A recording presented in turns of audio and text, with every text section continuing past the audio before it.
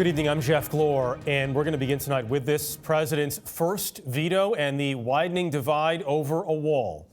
The Republican-run Senate today firmly rejected the president's declaration of a national emergency at the border. A dozen Republicans sided with Senate Democrats. The final vote was 59-41.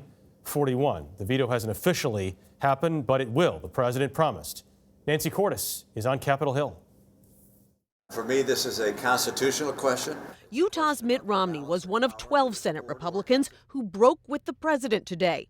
The joint resolution is passed, voting against his emergency declaration. This declaration is a dangerous precedent. The president responded with one word: veto. We're going to have hundreds of miles of wall up fairly soon.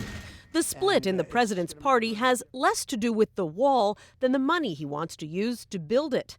By declaring a national emergency, Mr. Trump gave himself the power to redirect billions of dollars that Congress had already authorized for other military construction projects, from Hawaii to Kuwait. We don't know which ones. Senators tried to get details today from the acting defense secretary. Do you have a list of those projects yet, Ms. Secretary? Senator, I don't have a final list of those projects. Well, obviously, I think it'd be important to all of us to understand which projects would be sacrificed even in the short run. The House and Senate may have voted against him, but the president was still in high spirits today. He knows it would take 2/3 of Congress to overturn his presidential veto. Texas Democrat Joaquin Castro. At this point, you don't have a veto-proof majority, so where do you go from here? What are your other options if you want to try to stop the president? Well, the first thing is that, you're right, it's going to be very tough, but we're going to give it a shot.